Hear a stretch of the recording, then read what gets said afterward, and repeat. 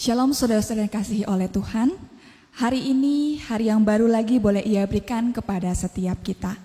Saya rindu ketika kita mengingat kembali hari-hari yang sebelumnya, kita dapat melihat ada pertolongan Tuhan, ada penyertaan Tuhan yang menuntun setiap langkah hidup kita. Mari saudara, saat ini kita datang kepada Tuhan tanpa disibukkan dengan hal-hal yang lain. Mari kita pakai waktu ini dan fokuslah menikmati hadirat Tuhan. Ibadah pada hari ini kita mulai dengan satu pengakuan bahwa pertolongan kita datangnya dari Allah yang menciptakan langit, bumi, dan segala isinya. Turunlah kiranya ke atas setiap kita kasih karunia dan damai sejahtera dari Allah Bapa, Anak, dan Roh Kudus. Amin.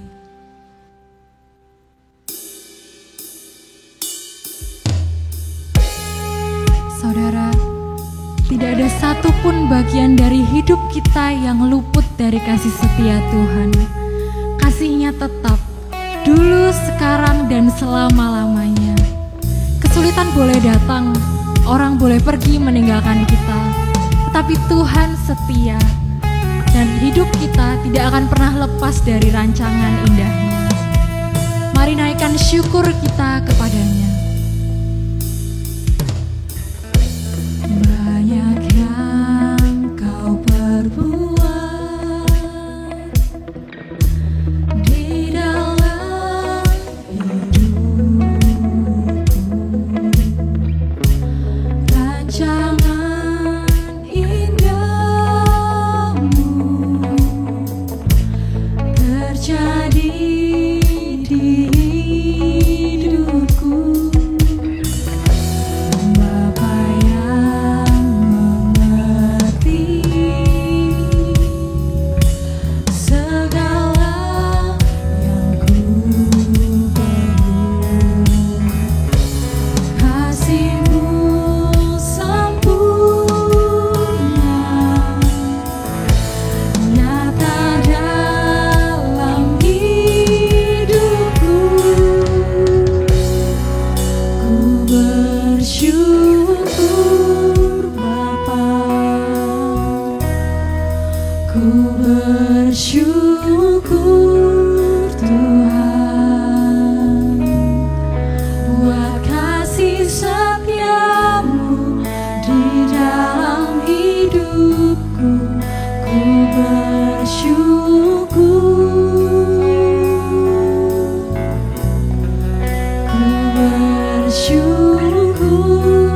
Bapa, ku bersyukur Tuhan, buat kasih setiamu di dalam hidupku. Ku bersyukur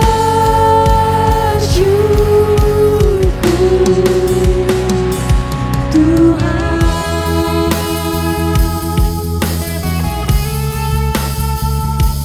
Bersama kita naikkan pujian ini.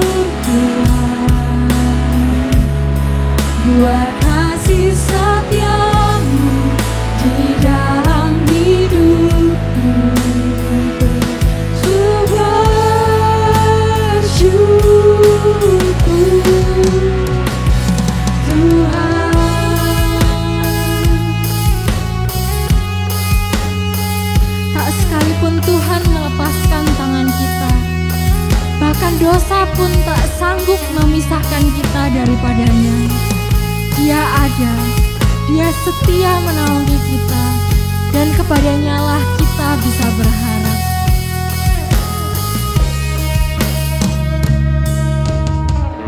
Ada lembah kelam yang tak ku lewati tanpa hadir-Mu. Hatiku takkan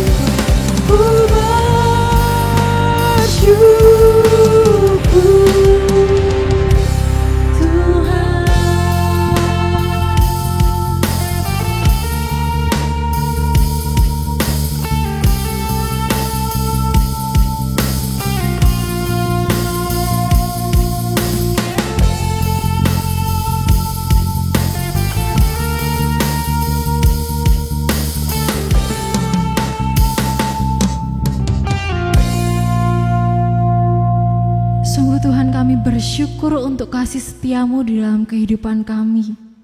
Engkau ada, Engkau tidak pernah meninggalkan kami.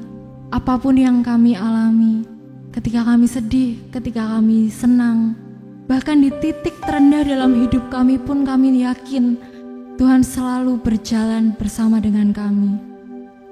Di pagi ini Tuhan, ketika kami boleh beribadah bersama-sama, kiranya Tuhan yang memimpin setiap kami, Tuhan yang pimpin jemaat-Mu, Tuhan yang pimpin pelayan ibadah, Tuhan yang pimpin hamba-Mu yang akan membawakan firman.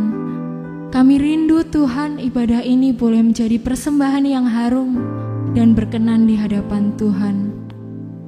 Kami mau menikmati hadirat-Mu, kami mau memuji-muji Engkau. Ini kami Tuhan, anak-anak-Mu yang rindu untuk menyembah Engkau. Di dalam nama Tuhan Yesus Kristus, kami sudah berdoa dan mengucap syukur. Haleluya, amin. Pemazmur berkata, berbahagialah orang-orang yang diam di rumah-Mu. Dan mari kita sekarang saat ini, ketika kita bisa beribadah bersama-sama, juga kita belajar untuk berdiam di hadapan Tuhan. Ajarku berdiam. Diam, dekat di hati-Mu. Bisa ku berpaling, temukan cinta-Mu. Di sana Kau menanti untuk bawaku lagi bersekutu dalam damai yang sejati. Oh, ku damba hadir-Mu. Oh, inilah rinduku, hidupku hanyalah untuk-Mu. Segenap hatiku kagum akan kebaikan-Mu, dan nafasku menceritakan kasih-Mu. Ajarku berdiam dekat di hati-Mu. Mari bersama kita naikkan, ajarku berdiam. Ajarku berdiam dekat di hati-Mu. Bisa ku berpaling, temukan cinta-Mu. Di sana Kau menanti untuk bawaku lagi bersekutu dalam damai yang sejati. Oh, ku damba hadir-Mu. Oh, inilah rinduku, hidupku hanyalah untuk-Mu. Segenap hatiku kagum akan kebaikan-Mu, dan nafasku menceritakan kasih-Mu. Ajarku berdiam dekat di hati-Mu. Nyanyikan hidupku, hidupku hanyalah untuk-Mu. Segenap hatiku kagum akan kebaikan-Ku, dan nafasku menceritakan kasih-Mu. Ajarku berdiam dekat di hati-Mu. Sekali lagi naikkan, hidupku hanya untuk hidupku hanyalah untuk-Mu. Segenap hatiku kagum akan kebaikan-Mu, dan nafasku menceritakan kasih-Mu. Ajarku berdiam dekat di hati-Mu. Ajarku berdiam, ajarku berdiam dekat berdiam dekat hatimu. Ajarku berdiam dekat di hatimu.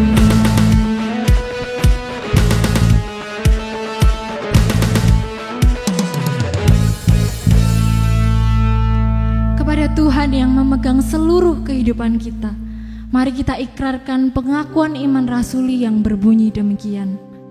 Aku percaya kepada Allah, Bapa yang Maha Kuasa, Khalik langit dan bumi, dan kepada Yesus Kristus anaknya yang tunggal Tuhan kita, yang dikandung dari Roh Kudus, lahir dari anak darah Maria, yang menderita sengsara di bawah pemerintahan Pontius Pilatus, disalibkan, mati dan dikuburkan, turun ke dalam kerajaan maut, pada hari yang ketiga bangkit pula dari antara orang mati, naik ke surga, duduk di sebelah kanan Allah, Bapa yang Maha Kuasa, dan dari sana ia akan datang untuk menghakimi orang yang hidup dan yang mati. Aku percaya kepada Roh Kudus, gereja yang kudus dan am, persekutuan orang kudus, pengampunan dosa, kebangkitan tubuh dan hidup yang kekal. Amin.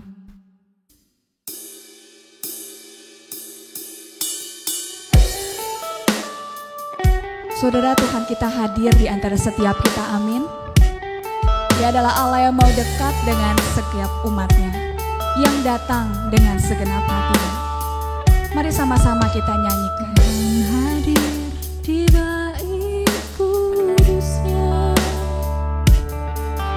Saat umat mencari wajahnya, berseru, berdoa, bersujud menyembah, dan menikmati kehadirannya.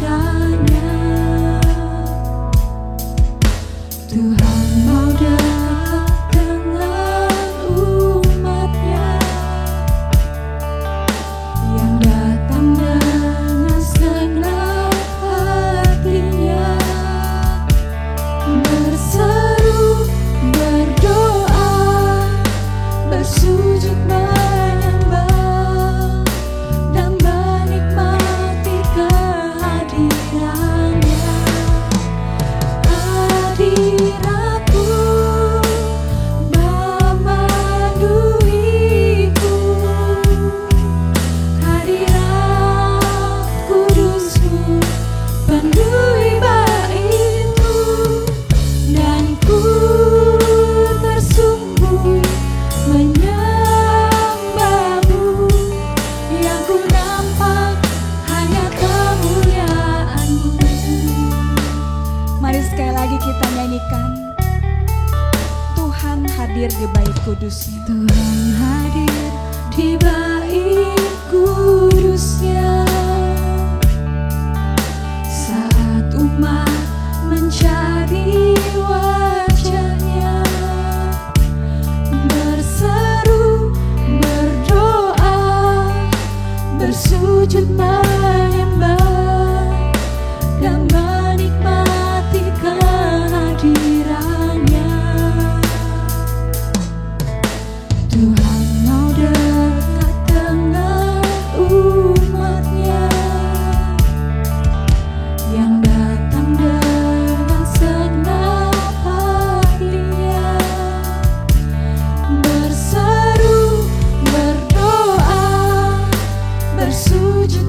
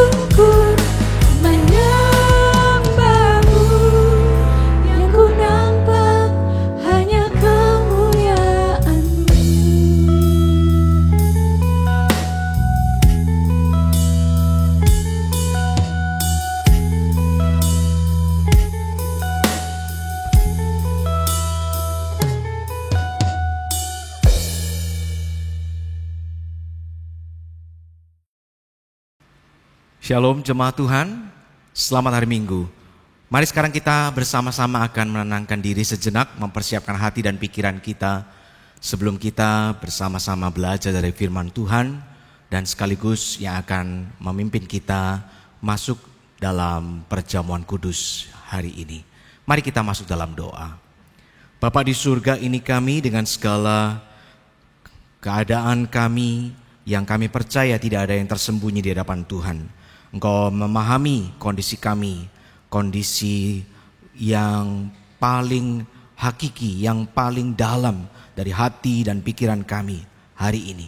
Kami mohon pertolongan-Mu Tuhan, kami membutuhkan firman-Mu untuk kami boleh menjalani hidup ini dan bahkan boleh mendapat kekuatan untuk menghadapi setiap pergumulan yang ada. Karena itu kami sungguh-sungguh terus memohon pertolongan Tuhan. Kiranya Engkau sendiri ya Allah Roh Kudus yang akan menyampaikan isi hati-Mu, menyampaikan kebenaran lewat firman-Mu yang akan kami baca dan renungkan sebentar. Dan itu boleh menghibur, meneguhkan, menguatkan sekaligus memimpin kami kepada kehidupan yang makin serupa dengan Engkau sendiri. Berkati dan urapi hamba-Mu dalam segala kelemahannya supaya ia tidak menjadi penghalang disampaikannya berkat Tuhan. Dalam nama Tuhan Yesus kami berdoa. Amin. Jemaat Tuhan, dalam ibadah perjamuan kudus hari ini saya ingin mengajak saudara untuk membaca firman Tuhan terambil dari surat Paulus kepada jemaat Tesalonika yang kedua. 2 Tesalonika pasal pertama ayat 3 sampai dengan ayat yang ke-12. 2 Tesalonika pasal pertama ayat 3 sampai 12. Saya bacakan firman Tuhan demikian. Kami selalu mengucap syukur kepada Allah karena kamu saudara-saudara. Dan memang patutlah demikian, karena imanmu makin bertambah dan kasihmu seorang akan yang lain makin kuat di antara kamu. Sehingga dalam jemaat-jemaat Allah kami sendiri bermegah tentang kamu karena ketabahanmu dan imanmu dalam segala penganiayaan dan penindasan yang kamu derita. Suatu bukti tentang adilnya penghakiman Allah yang menyatakan bahwa kamu layak menjadi warga kerajaan Allah. Kamu yang sekarang menderita karena kerajaan itu. Sebab memang adil bagi Allah untuk membalaskan penindasan kepada mereka yang menindas kamu, dan untuk memberikan kelegaan kepada kamu yang ditindas, dan juga kepada kami pada waktu Tuhan Yesus dari dalam surga menyatakan dirinya bersama-sama dengan malaikat-malaikatnya dalam kuasanya di dalam api yang bernyala-nyala, dan mengadakan pembalasan terhadap mereka yang tidak mau mengenal Allah dan tidak mentaati Injil Yesus Tuhan kita. Mereka ini akan menjalani hukuman kebinasaan selama-lamanya, dijauhkan dari hadirat Tuhan dan dari kemuliaan kekuatannya, apabila ia datang pada hari itu untuk dimuliakan di antara orang-orang kudusnya dan untuk dikagumi oleh semua orang yang percaya. Sebab kesaksian yang kami bawa kepadamu telah kamu percayai. Karena itu kami senantiasa berdoa juga untuk kamu, supaya Allah kita menganggap kamu layak bagi panggilannya, dan dengan kekuatannya menyempurnakan kehendakmu untuk berbuat baik, dan menyempurnakan segala pekerjaan imanmu. Sehingga nama Yesus Tuhan kita dimuliakan di dalam kamu, dan kamu di dalam Dia, menurut kasih karunia Allah kita dan Tuhan Yesus Kristus. Saya mengajak saudara memperhatikan khususnya 2 ayat yang pertama tadi. Ketika Paulus berkata kami wajib selalu mengucap syukur kepada Allah karena kamu saudara-saudara. Dan memang patutlah demikian, karena imanmu makin bertambah dan kasihmu seorang akan yang lain makin kuat di antara kamu. Sehingga dalam jemaat-jemaat Allah kami sendiri bermegah tentang kamu karena ketabahanmu dan imanmu dalam segala penganiayaan dan penindasan yang kamu derita. Sampai di sana firman Tuhan saya bacakan. Bapak Ibu jemaat yang dikasihi Tuhan, saya yakin sekali bahwa banyak dari kita merasa berbahagia, merasa senang, bersukacita ketika kita mengalami pertambahan dalam banyak hal dalam hidup kita. Memang tidak semua pertambahan itu mendatangkan sukacita, iya. Tapi banyak hal saya percaya mendatangkan kegembiraan dalam diri kita. Misalnya ketika kita mendapati diri kita bertambah ilmu, atau mungkin lebih tepat lagi bertambah pandai. Apalagi kalau pertambahan kepandaian itu tidak perlu dibarengi dengan kerja keras untuk mencarinya. Saya percaya tidak ada orang yang menolaknya, bukan? Ketika kita dikatakan bertambah keterampilan, skill hidup, saya percaya itu juga kita sambut dengan sukacita. Walaupun kita tidak, apalagi ketika kita tidak harus bersusah payah melatih keterampilan itu. Keterampilan yang mungkin bahkan mendatangkan kondisi hidup yang lebih baik untuk pekerjaan kita dan seterusnya. Tidak ada yang menolaknya. Saya percaya tidak ada yang menolak ketika bertambah sehat, ya. Apalagi sekali lagi kalau tidak perlu bersusah payah, harus berolahraga, melakukan diet ini dan diet itu, ya. Mungkin yang dihindari banyak orang jadi mimpi buruk, bertambah berat badan kali ya. Tapi kalau bertambah sehat, saya percaya tidak ada seorang pun yang menolaknya, tidak ada seorang pun yang keberatan. Bagi saudara-saudara, keluarga-keluarga, pasangan-pasangan yang merindukan hadirnya anak pertama, anak kedua dan seterusnya. Saya percaya berita kehamilan, berita di mana anggota keluarga akan bertambah, itu menjadi salah satu berita paling membahagiakan. Lebih-lebih saya percaya tidak ada seorang pun di antara kita yang menolak kalau ternyata bertambahnya adalah bertambah aset, bertambah harta benda, bertambah kekayaan. Wah, saya percaya bukan cuma ndak nolak, bahkan mungkin ngarep. Kita banyak dari kita yang mungkin mendoakannya, yang bahkan mengharapkannya kapan ya rumahnya nambah, mobilnya nambah, tabungannya nambah dan sebagainya. Sekali lagi, saya percaya banyak dari kita merasa gembira, merasa bersuka cita ketika ada banyak hal bertambah dalam kehidupan kita. Ya, memang sekali lagi saya katakan, tidak semua yang tambah itu selalu menyenangkan. Kalau tambah miskin, tambah menderita, tambah sakit, saya percaya itu semua tidak kita harapkan. Tapi banyak hal yang lain kita sambut dengan sukacita. Kalau saudara tanya kepada saya, sebagai seorang pendeta, gembala jemaat, apa yang bisa membahagiakan? Salah satunya adalah ketika saya melihat bertambahnya kualitas kehidupan spiritual dari Anda, jemaat yang saya layani, saudara-saudara dalam Tuhan, teman, sahabat, keluarga. Saya akan bersuka cita ketika saya melihat bagaimana kehidupan iman saudara bertambah-tambah di dalam Tuhan. Ini bukan sebuah harapan yang datang dari kertas kosong, hanya sekedar angan-angan. Saya sebagai seorang pendeta belajar dari hambanya, yaitu Rasul Paulus sendiri. Yang kalau kita lihat, kalau kita perhatikan dari surat-suratnya, di berbagai surat yang ia tulis, banyak kali ia menyelipkan bukan cuma harapan tapi juga kadang ucapan syukur, bahkan dorongan, nasihat dan pengajaran supaya jemaat yang ia rintis, jemaat yang ia mulai di berbagai tempat di Asia itu, lalu kemudian mengalami pertambahan atau pertumbuhan dalam kehidupan iman mereka. Paulus seperti yang kita baca dari banyak surat, termasuk yang hari ini kita baca, dalam ketika ia bicara tentang jemaat Tesalonika, salah satu jemaat yang ia rintis ketika dalam perjalanan dia kemudian pergi ke Makedonia, menjadi jemaat rintisan untuk kemudian membuka benua Eropa bagi Injil Tuhan. Saudara, ketika Rasul Paulus mengingat akan jemaat Tesalonika yang ia layani, dalam bagian yang tadi kita baca tadi yang dituliskannya, ada satu ungkapan syukur ketika ia melihat bagaimana jemaat ini mengalami pertambahan dalam kualitas kehidupan imannya. Ayat 3, ayat 4 tadi yang saya baca ulang, minimal ada 3 hal yang ia syukuri, yang ia lihat itu mengalami pertambahan signifikan dalam kehidupan jemaat Tesalonika yang ia layani. Tadi dikatakan, patutlah demikian, patutlah kami mengucap syukur kepada Allah. 1, karena imanmu makin bertambah. Dan dikatakan karena kasihmu seorang akan yang lain makin kuat di antara kamu. Lalu kemudian yang terakhir, yang ketiga dikatakan ketika mereka tabah dan mereka karena Paulus bersuka cita karena ketabahan dan iman jemaat dalam menghadapi segala penganiayaan dan penindasan yang mereka derita. 3 hal ini yang dalam bagian lain ia mengatakan ada 3 hal yang terpenting, yaitu iman, pengharapan dan kasih.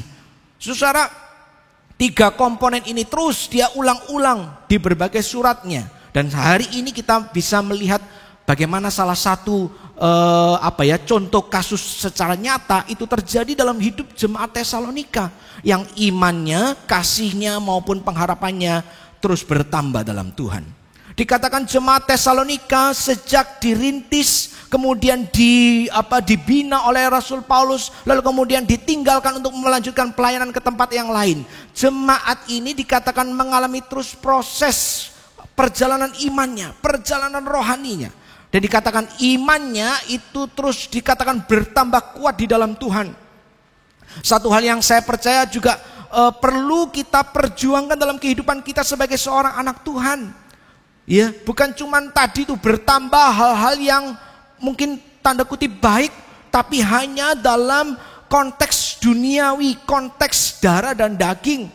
Tambah harta, tambah anak, tambah mungkin jabatan, tambah kekayaan, tambah ini, tambah itu, tambah sehat sekalipun. Tapi kalau itu semua hanya yang sifatnya dunia ini sementara ini, menjadi sesuatu yang sangat disayangkan. Kalau kita tidak mengalami hal yang pertambahan yang lain yang lebih penting lagi, yaitu pertambahan iman. Jemaat Tesalonika dikatakan dalam prosesnya mengalami pertambahan iman, mengalami yang namanya terus pertumbuhan di dalam Tuhan. Ada konsep-konsep yang kemudian mereka sempat terima, lalu kemudian mungkin sempat mengalami penyesatan, lalu kemudian mereka belajar untuk memperbaiki diri. Konsep pengenalan yang salah dibuang, diganti dengan konsep kebenaran yang sesuai dengan firman Tuhan.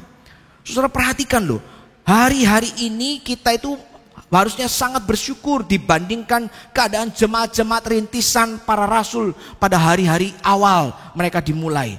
Para rasul itu tidak sering bisa untuk dalam jangka waktu panjang tinggal di satu tempat ketika mereka merintis, lalu kemudian mereka memulai satu jemaat yang baru, lalu mereka bisa berdiam bertahun-tahun lamanya untuk mengajar, memperhatikan, mendoakan, ya, untuk membesuk mereka satu demi satu, memperhatikan secara khusus. Jarang sekali. Kalau kita perhatikan perjalanan misi Paulus, dia seringkali harus berpindah-pindah ke satu tempat ke tempat yang lain dalam waktu yang tidak terlalu lama. Jemaat Tesalonika ini juga salah satunya. Tapi dikatakan walaupun ditinggal oleh seorang pengajar besar, walaupun ditinggal oleh seorang rasul besar, tapi dikatakan iman mereka itu tidak mandek di satu tempat, di satu level, di satu titik. Menunjukkan bagaimana terus imannya itu bertumbuh, bertambah kuat seperti apa kata Rasul Paulus. Maka hari ini kita sebagai jemaat Tuhan yang dikatakan mengalami begitu luar biasa kesempatan untuk belajar firman Tuhan, kesempatan untuk mendengar kesaksian-kesaksian yang baik dan membangun, kesempatan untuk mengikuti seminar, acara-acara pengembangan rohani yang berkualitas. Sekali lagi, di zaman online ini begitu mudah dan begitu murah. Kalau zaman dahulu kita mau ikut seminar-seminar yang baik, kadang-kadang kita harus mengeluarkan ongkos transport yang mahal, kita harus menyediakan ongkos untuk tempat menginap dan lain sebagainya. Hari ini hanya lewat satu kali klik saja, ya, mungkin biaya pendaftaran yang sangat minimal, yang sangat murah, bahkan seringkali gratis. Kita bisa mendapatkan begitu banyak materi, mengikuti begitu banyak acara-acara rohani pembinaan yang menguatkan iman kita. Bukankah itu harusnya bermuara pada satu hasil, satu output, yaitu bagaimana perjalanan iman kita pun juga bisa terus bertambah di dalam Tuhan. Itu panggilan, itu tantangan buat kita hari ini, saudara-saudaraku. Iman yang tadinya mungkin dikatakan hanya percaya kepada Tuhan ketika doanya, permintaannya dikabulkan. Lalu kemudian bertambah sesuai proses. Lalu kemudian tetap beriman walaupun Tuhan masih berkata nanti doanya belum dikabulkan. Atau bahkan di sampai satu titik kita tetap bisa beriman, percaya kepada Tuhan walaupun Tuhan menjawab tidak untuk permintaan kita. Walaupun yang kita minta baik, tapi kemudian yang datang, yang terjadi adalah yang buruk, kita tetap bisa beriman. Menunjukkan progres iman kan? Oh, tadinya kita mengenal Tuhan dari kata orang, tapi kemudian sampai satu titik iman kita terus bertumbuh bertambah. Kita mengenal Tuhan dari firman Tuhan yang kita baca, yang kita selidiki dengan penuh kesungguhan dan penuh tanggung jawab, yang toolsnya, alat-alatnya sekarang tersedia begitu luar biasa, bebas di berbagai tempat yang dengan mudah kita bisa akses. Kita ini sangat beruntung dibandingkan anak-anak Tuhan, umat percaya di zaman katakanlah gereja setelah abad-abad pertama, di mana Alkitab hanya bisa dibaca oleh orang-orang yang terpelajar, kaum bangsawan yang berpendidikan tinggi, yang bisa bahasa Yunani, bahasa Ibrani, atau bahkan bahasa Latin. Sementara khalayak biasa tidak bisa punya akses untuk membaca firman Tuhan. Hari ini kita bisa membaca firman Tuhan dalam berbagai macam terjemahan secara mudah dan murah. Termasuk ketika kita bisa membaca, mencari, menggali dari berbagai macam buku-buku berkualitas lainnya. Sekali lagi, bagi kita tidak ada alasan untuk tidak mengalami pertambahan atau pertumbuhan iman. Dan hari itu jemaat Tesalonika menunjukkan kualitas mereka. Bagaimana iman mereka itu juga bertambah kuat di dalam Tuhan. Bukan cuma imannya bertambah kuat, dikatakan kasihnya pun makin sungguh di antara mereka satu sama lain. Seperti yang kita sering baca, kasih itu adalah aplikasi paling real, paling nyata dari iman. Iman yang tidak kelihatan di dalam benak pikiran kita itu terejawantahkan, teraplikasikan dalam bentuk kasih, bukan? Itu sebabnya Yakobus pernah mengatakan iman tanpa perbuatan mati. Bukan berarti ketika kita tidak melakukan perbuatan baik lalu kemudian kita tidak bisa masuk ke dalam kerajaan surga. Perbuatan baik adalah satu unsur yang harus ada supaya kita bisa masuk kerajaan surga. Bukan itu maksudnya. Tapi Yakobus dengan tegas mau mengatakan bahwa kalau kita mengaku diri kita punya iman, apalagi iman kita itu bertambah, bertumbuh di dalam Tuhan, tapi kalau kemudian kasihnya mandek, kasihnya tidak bertambah, kasihnya tidak bertumbuh, kasihnya hanya sekedar terus ada dalam tataran kasih yang dangkal dan artificial, maka perlu dipertanyakan iman seperti apa yang kita punya. Karena sesungguhnya ketika kita betul-betul beriman kepada Tuhan dan iman itu bertambah-tambah di dalam Tuhan, saya percaya iman itu akan menjadi dorongan yang makin kuat bagi kita untuk menyatakan kasih itu kepada sesama. Jemaat Tesalonika membuktikan kasih mereka, membuktikan iman mereka dengan menunjukkan kasih yang makin kuat di antara mereka satu sama lain. Nah, nanti kita lihat buktinya di bagian yang ketiga, yaitu tentang ketika mereka bertahan dalam penindasan dan penganiayaan. Iman dan kasih mereka itu ternyata paling nyata, paling real di dalam konteks penindasan dan penganiayaan oleh karena iman mereka kepada Tuhan. Tapi sekali lagi saudara-saudara, dikatakan oleh Rasul Paulus, ia memuji Tuhan karena ia melihat jemaat Tesalonika ini kasihnya makin kuat kepada sesama.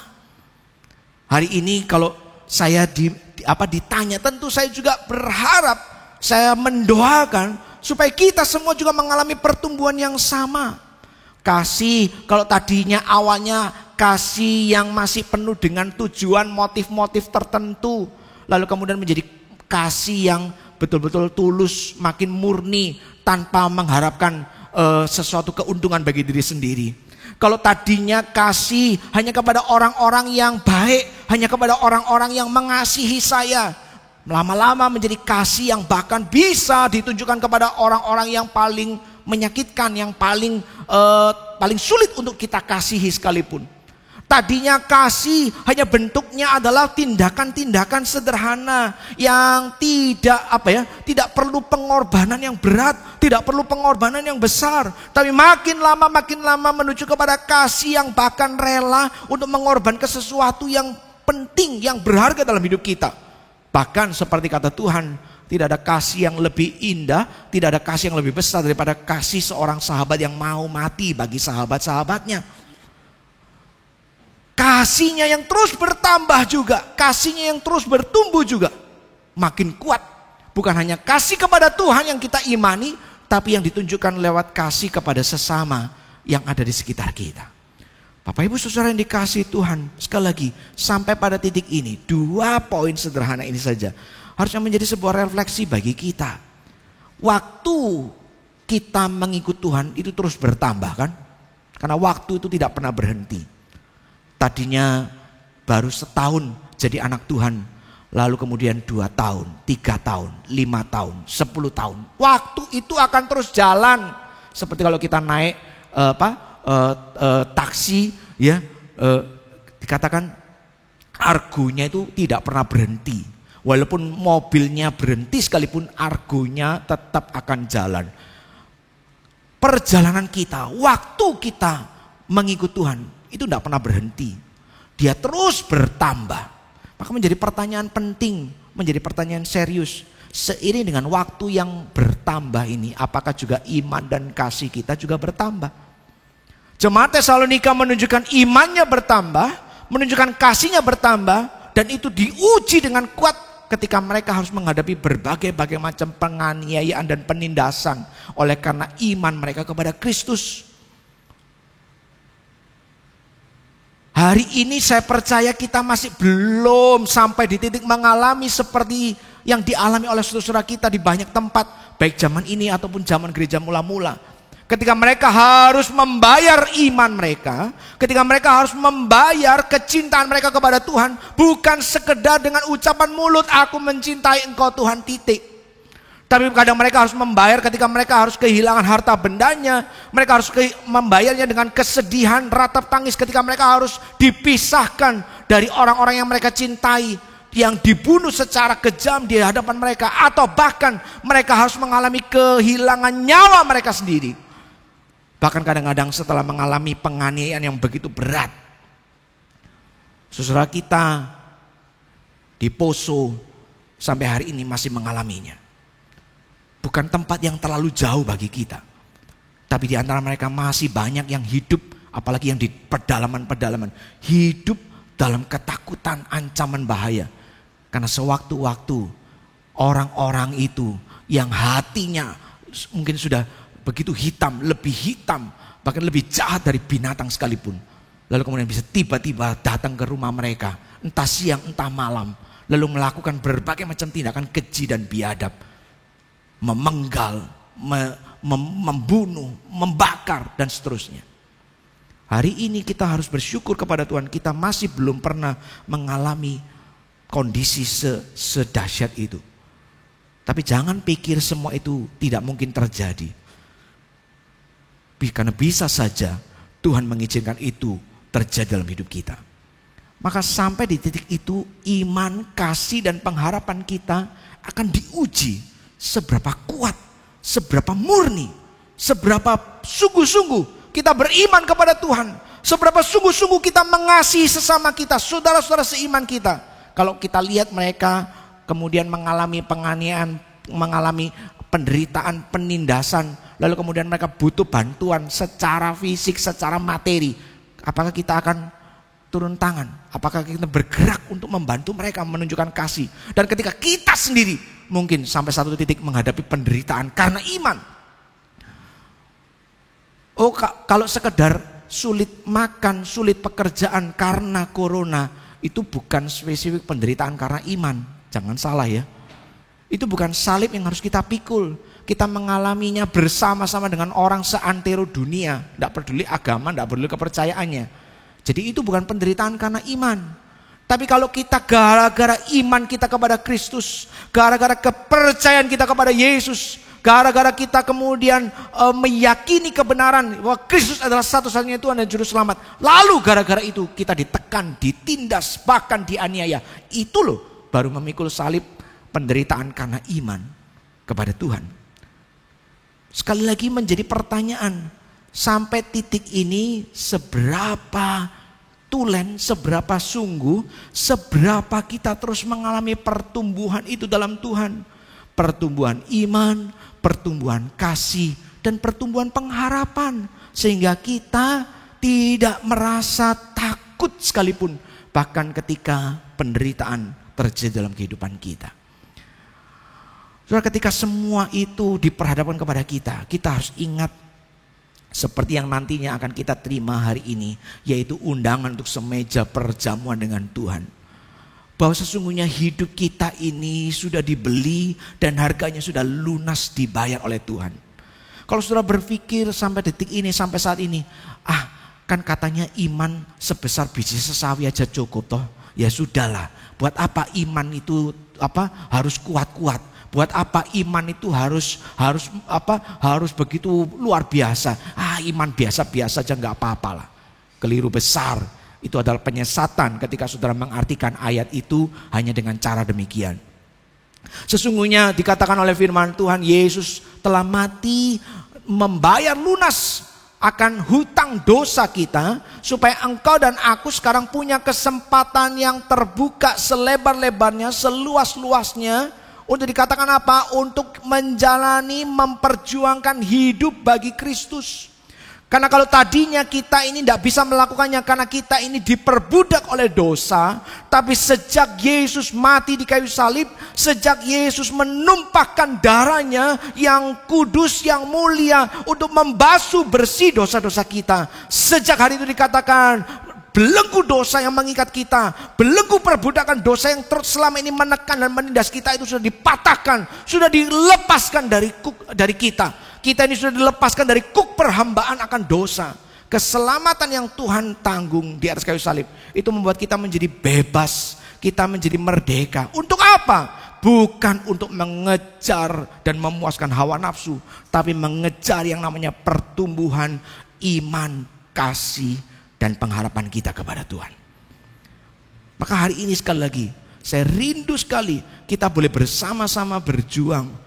Ketika kita menerima roti dan anggur yang sebentar akan kita terima ini, jangan pernah lupa bahwa hidup kita ini sudah dibeli oleh satu pengorbanan yang tiada taranya. Hidupmu dan hidupku itu sudah dibeli dan harganya sudah lunas dibayar oleh Tuhan yang mati di atas kayu salib.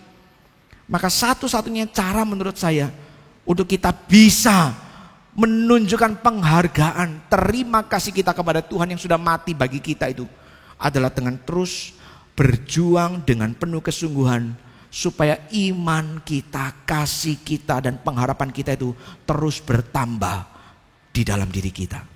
Apalagi saudara-saudara, apalagi berita baiknya adalah perjuangan itu tidak perlu kita lakukan sendirian, hanya semata-mata mengandalkan kekuatan kita. Rasul Paulus dengan tegas menulis di dalam pasal 1 ayat yang ketiga, lalu kemudian 11 dan 12 tadi, bahwa pertumbuhan ini terjadi semata-mata juga karena anugerah dan pertolongan Tuhan. Itu sebabnya ketika ia mengingat jemaat Tesalonika, dia berkata di bagian kalimat pertamanya, kami wajib selalu mengucap syukur. Wajib selalu mengucap syukur atas pertumbuhan imanmu, pertambahan kasihmu, atas ketabahanmu menderita karena kamu punya pengharapan akan hidup yang kekal. Semua itu bertambah dalam kamu. Kami memuji kamu, iya, tapi pertama dan yang terutama kami wajib selalu bersyukur kepada Allah. Karena sesungguhnya semua pertambahan, semua pertumbuhan baik itu datangnya dari Tuhan.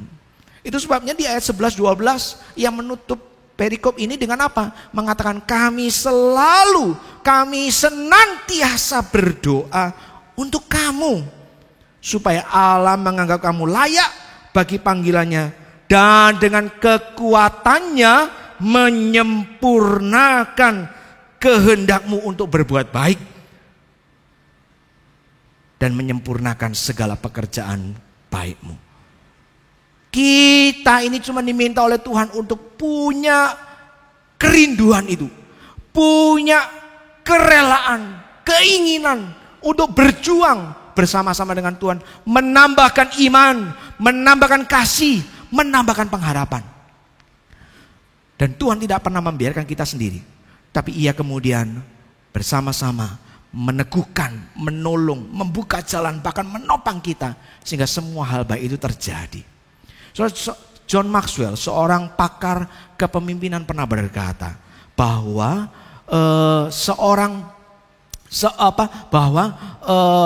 personal growth, pertumbuhan pribadi itu adalah sebuah investasi yang sunyi, yang terbesar dari seorang pemimpin hebat. Personal growth is a great leader silent investment. Pertumbuhan pribadi, pertumbuhan personal dalam hal ini adalah pertumbuhan iman, pertumbuhan kualitas kasih, pertumbuhan pengharapan dalam hidup rohani kita. Itu sesungguhnya adalah investasi terbesar kita. Walaupun mungkin kita seringkali harus melakukannya secara senyap, tidak banyak orang lihat, tidak banyak orang tahu. Kita tidak perlu ikut seminar iman, baru imannya tumbuh. Seminar kasih, baru kasihnya tumbuh. Seminar pengharapan, baru pengharapannya tumbuh.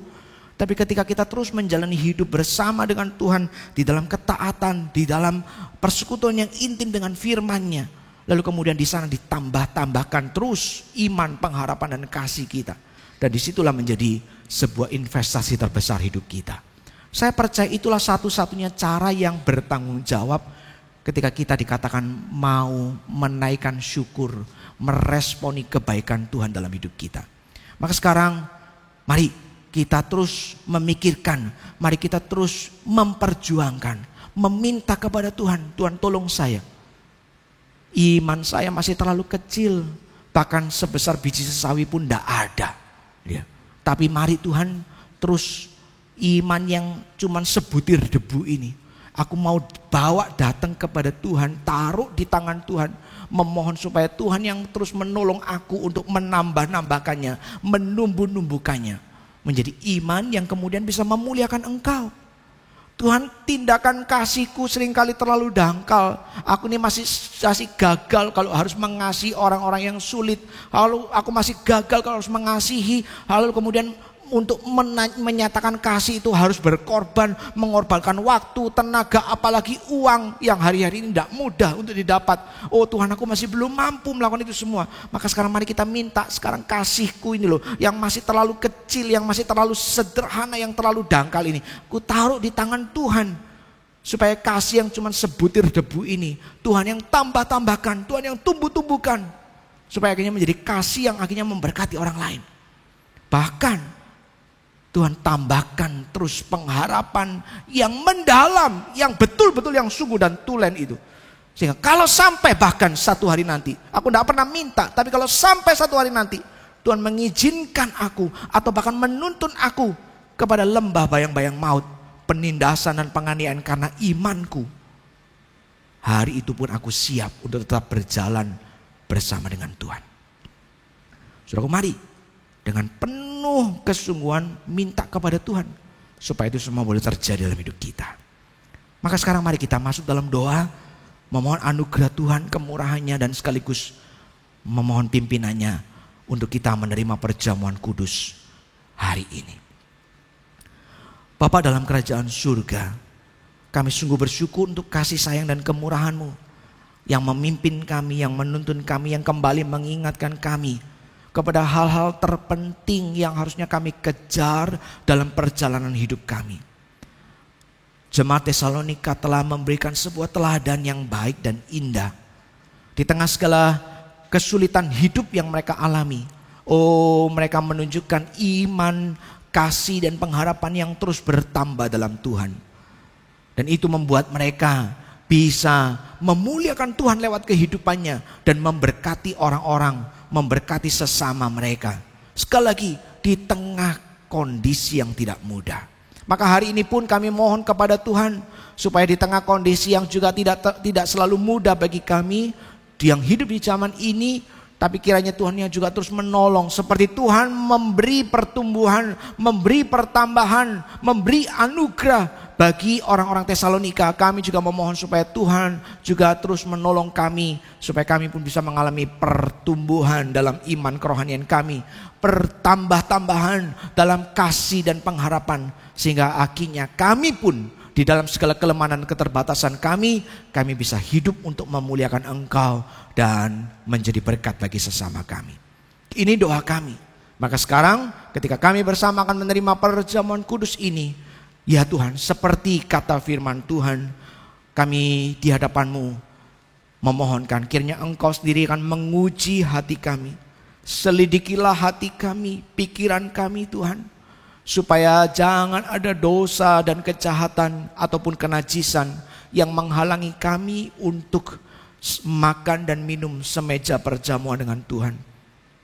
Kami rindu biarlah di dalam masa refleksi ini, kalau Roh Kudus mengingatkan kami akan dosa-dosa tertentu dalam hidup kami, Tuhan, kami mohon sekarang juga berikan kami hati yang terbuka untuk mau memohon pengampunan dari Tuhan sendiri. Supaya ya Tuhan, sebelum kami makan dan minum ini, sekali lagi kami boleh menerima anugerah pengampunan itu. Dibersihkan hati dan pikiran kami, supaya tidak ada penghalang apapun bagi kami bersekutu dengan Tuhan sendiri. Terima kasih Tuhan, ini doa kami. Terpuji-pujilah Engkau. Kami menyerahkan momen perjamuan kudus ini ke dalam tangan pengasihan-Mu sendiri. Dalam nama Tuhan Yesus Kristus, Tuhan dan Juru Selamat kami yang mati di salib untuk menebus dosa-dosa manusia ini, kami berdoa dan memohonkan semua ini. Amin. Jemaat Tuhan, sekali lagi perjamuan kudus disediakan, diundangkan bagi setiap saudara yang sudah lahir baru, yang sudah menerima Tuhan Yesus sebagai Tuhan dan Juru Selamat saudara secara pribadi. Tapi juga yang kemudian telah mengakui iman percaya saudara, bukan hanya di hati tapi di mulut lewat upacara baptisan dewasa atau CD. Maka bagi Bapak Ibu saudara yang sudah menjalani dua hal ini, diundang untuk sama-sama menerima perjamuan kudus di hari ini.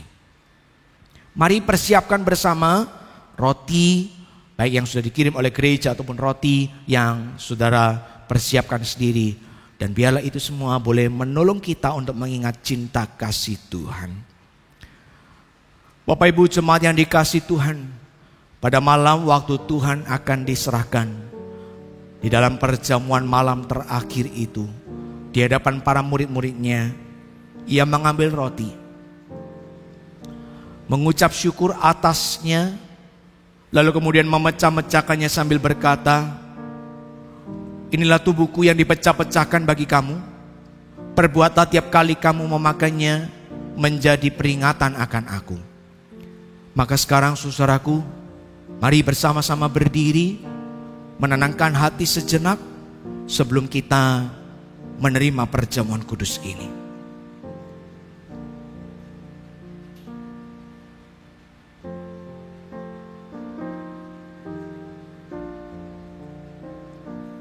Roti yang ada di tangan kita adalah lambang dari tubuh Tuhan yang dipecah-pecahkan. Tubuh anak domba Allah yang mulia dan tak bercacat celah itu. Tapi ia serahkan untuk dihancurkan. Bukan hanya secara fisik, bahkan untuk kemudian turun ke dunia orang mati. Supaya engkau dan aku beroleh keselamatan. Mari sekarang saudaraku, ketika kita menerima roti perjamuan ini, kita pun menaikkan doa dan permohonan supaya Tuhan sendiri yang akan menambah-nambahkan iman, pengharapan dan kasih itu dalam perjalanan iman kita, perjalanan rohani kita sebagai seorang anak Tuhan. Mari kita terima roti ini dengan penuh ucapan syukur.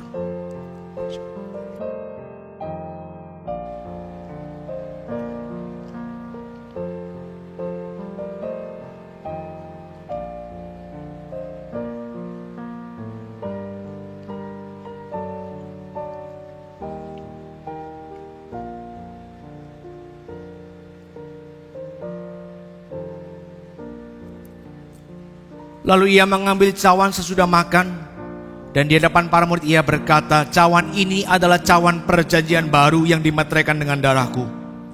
Perbuatlah tiap kali kamu meminumnya menjadi peringatan akan aku.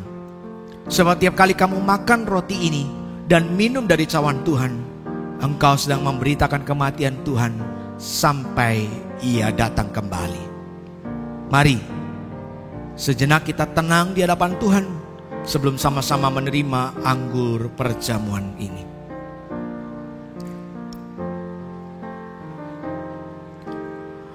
Anggur perjamuan dalam cawan di tangan kita melambangkan darah Tuhan darah anak domba Allah yang ditumpahkan bagi penebusan dosa-dosa kita.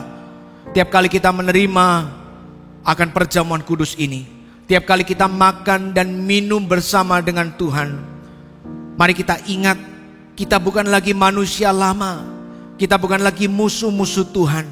Kita adalah anak-anak Tuhan, ahli waris kerajaan surga, yang diperkenankan duduk semeja, makan dan minum dengannya sang mempelai. Mari kita ingat bahwa untuk kita beroleh penebusan ini, maka ia harus mengorbankan segala-galanya. Itu sebabnya jangan hidup dengan kehidupan yang lama, tapi mari kita terus memohon kepada Tuhan supaya kita diberikan pertolongannya untuk hidup memuliakan Dia, memuliakan namanya lewat perjalanan hidup kita. Mari kita terima perjamuan kudus, menerima anggur perjamuan ini dengan penuh ucapan syukur.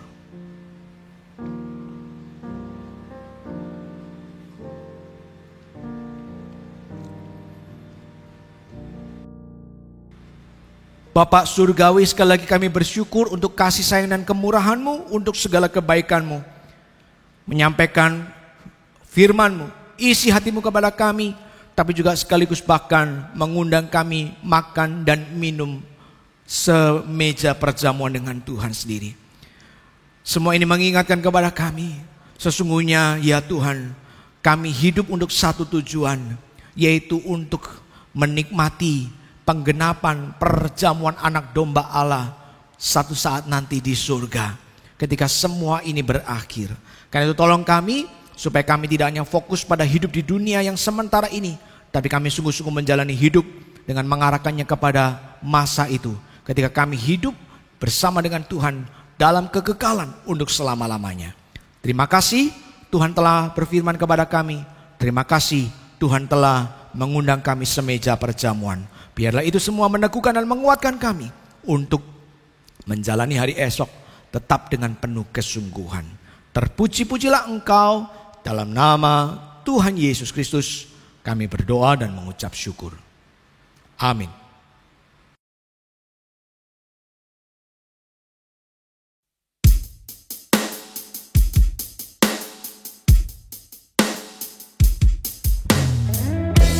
Terima kasih Tuhan, karena sekalipun Engkau mengetahui sisi terburuk kami, Engkau tidak pernah meninggalkan setiap kami. Engkau memilih bahkan membuat kami menjadi karya yang indah. Mari jemaat, biarlah lagu ini menjadi janji kita kepada Tuhan.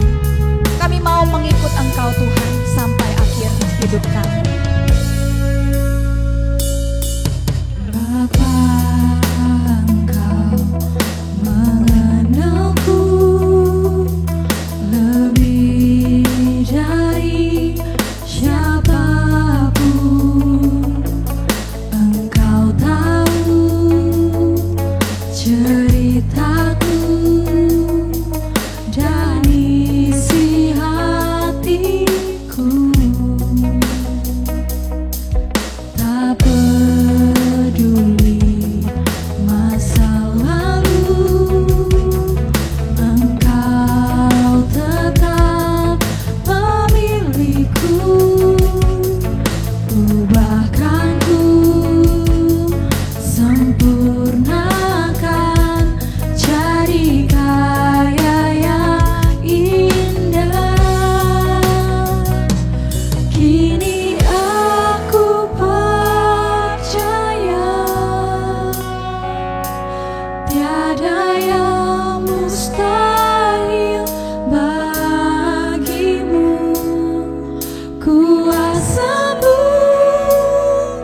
kuatkanku, dasarku berharap.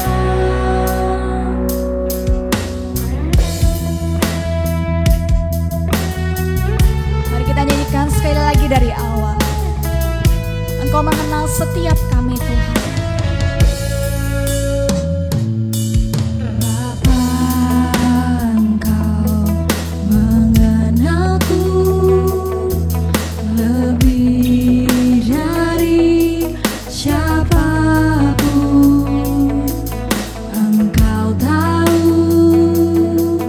ceritaku dan isi hatiku. Tak peduli masa lalu, Engkau tetap memilihku. Ubahkanku, sempurnakan, jadi karya yang indah. Kini aku percaya,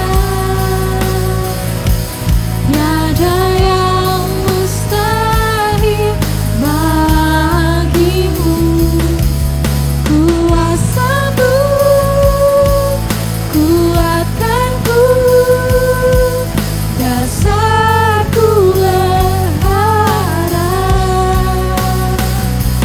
Kini aku berserah pada rancangan-Mu bagiku.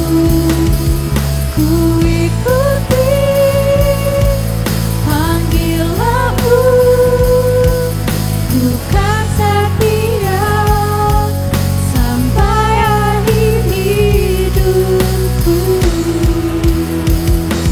Kini aku percaya, Kami percaya Tuhan, tiada yang mustahil bahwa tiada yang mustahil bagi bagimu. Kuasa-Mu, kuatkanku, dasarku berharap. Kini aku berserah pada rancangan-Mu bagiku. Ku ikuti panggilan-Mu, ku kan setia sampai akhir hidupku.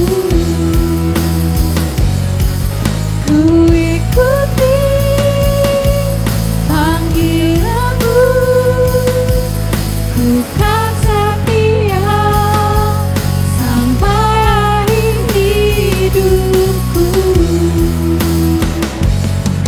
Ku ikuti panggilan-Mu, ku kan setia sampai akhir hidupku.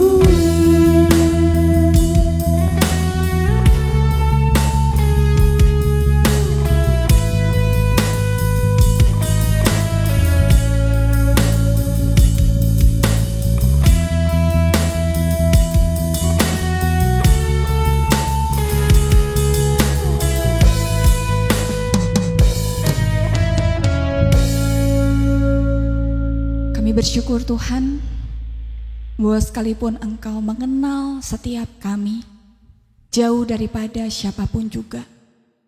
Engkau mengetahui masa lalu kami, Engkau mengetahui keburukan kami, namun Engkau tetap mengasihi setiap kami Tuhan. Tuhan, kami bersyukur atas firman Tuhan, atas perjamuan kudus yang boleh kami sama-sama lakukan pada hari ini. Biarlah Tuhan sungguh iman kami, kasih kami kepada Tuhan boleh terus bertumbuh dari hari ke hari. Biarlah hidup kami boleh menyenangkan hati Tuhan. Biarlah hati kami boleh tertuju kepada Tuhan. Pimpin langkah kami Tuhan, pimpin setiap hari kami. Kami perlukan belas kasihan Tuhan untuk membantu kami, menuntun kami hari demi hari. Terima kasih ya Bapa, kami juga berdoa ke dalam tangan-Mu. Biarlah Tuhan yang boleh melindungi, Engkau yang boleh menyertai keseharian kami, keluarga kami, pekerjaan kami. Tuhan boleh memimpin setiap kami Tuhan dalam hari-hari yang kami boleh lalui. Kami menyerahkan ke dalam tangan-Mu Tuhan untuk memerintah kami. Biarlah Tuhan yang juga boleh memberikan hikmat bagi setiap mereka. Engkau yang boleh juga melindungi, Engkau yang boleh juga memberikan hikmat bagi mereka untuk mengatur negara ini dengan baik. Kami menyerahkan hanya ke dalam tangan-Mu. Kami juga terus bersyukur dan kami juga terus berharap biarlah perekonomian di negara kami Tuhan boleh terus membaik Tuhan. Kami menyerahkan hanya ke dalam tangan-Mu. Setiap anak-anak yang mungkin saat ini sudah liburan, Tuhan berkati setiap mereka untuk kenaikan kelas, bahkan untuk masa liburan ini Tuhan, supaya sungguh dipakai untuk memiliki waktu dengan keluarga. Terima kasih ya Bapa, kami menyerahkan hanya ke dalam tangan-Mu segala pokok doa kami. Di dalam nama Tuhan Yesus Kristus kami berdoa dan mengucap syukur. Amin. Mari jemaat sekalian kita bangkit berdiri dan nyanyikan doksologi.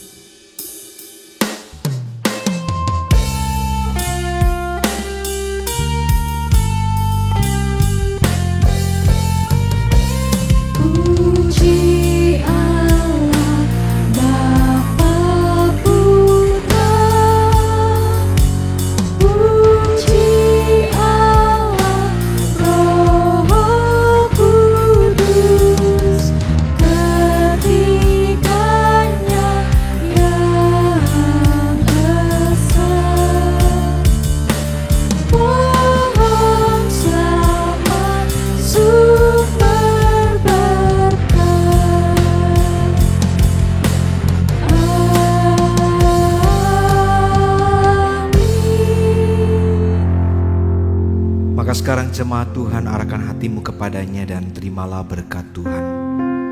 Tuhan memberkatimu dan melindungimu, saudara-saudaraku. Tuhan menyinari engkau dengan wajahnya dan memberikan kasih karunia. Tuhan menghadapkan wajahnya kepadamu dan memberi damai sejahtera hari ini sampai selama-lamanya. Amin.